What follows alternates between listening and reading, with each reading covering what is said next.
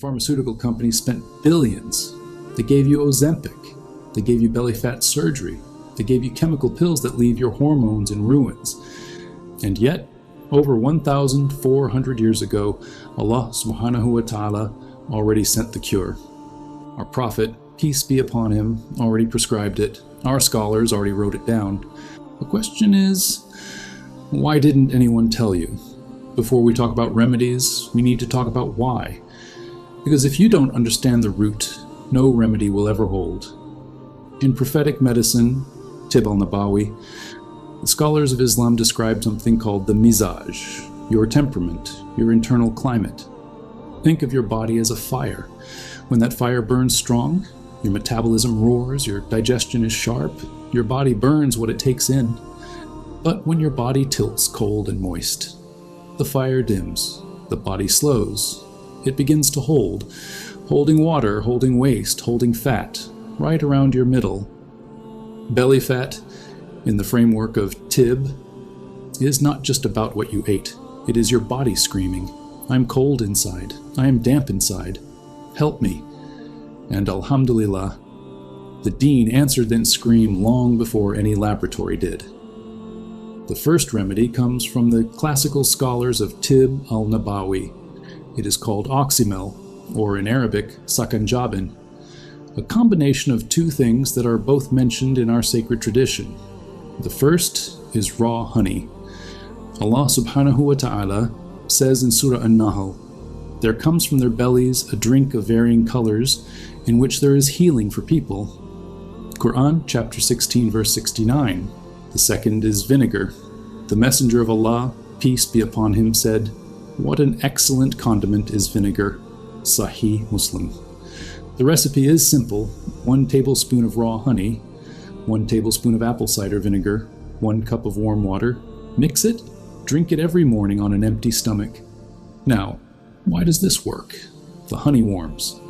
It reignites that metabolic fire. The vinegar strips. It clears the cold, damp phlegm, what the scholars called balgam, that coats and clogs your digestive tract. Together they do not just suppress hunger, they restore balance. This is not a trend, this is a restoration of the natural state Allah created you in. The Messenger of Allah, peace be upon him, told us, in the black seed is a cure for everything, except death. Bukhari and Muslim. But do you know why black seed works specifically on that stubborn belly weight? Because Nigella sativa, Habatus sauda, is a dryer. In the language of Tib, it targets the very dampness that stores itself in your midsection. Pair it with ginger, which the scholars of classical Islam called a drink of paradise, and you have an ancient metabolic igniter.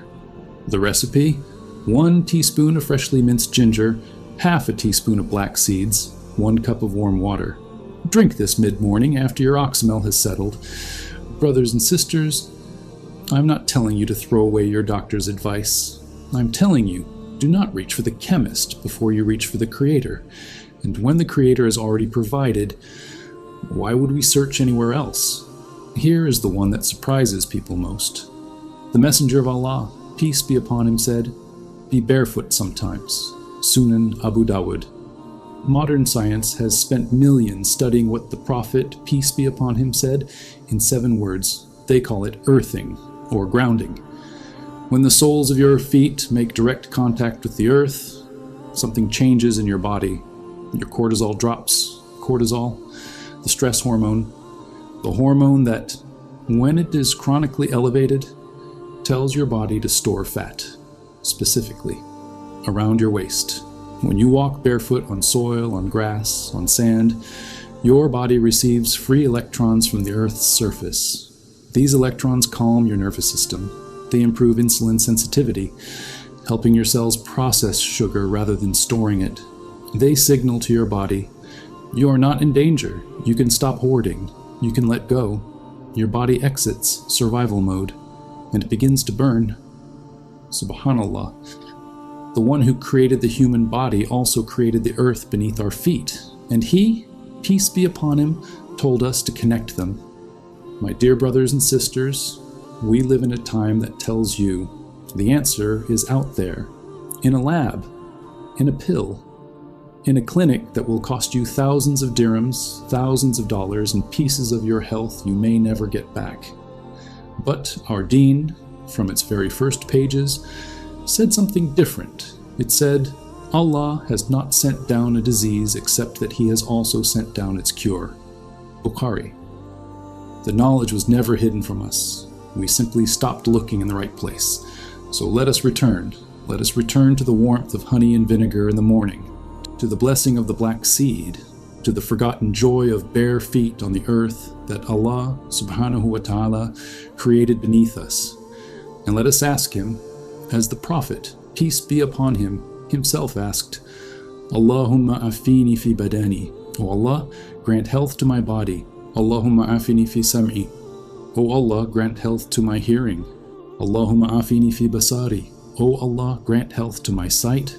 O Allah, we ask you for a body strong enough to stand in your worship, a heart light enough to remember you with ease, and the discipline to honor the amana, the sacred trust of the health you have given us. Ameen. If this reached your heart today, share it. A friend struggling, a family member in pain. Sometimes the right word at the right time is itself a form of shifa. May Allah grant you healing in your body, your mind, and your soul. Assalamu alaikum wa rahmatullahi wa barakatuh.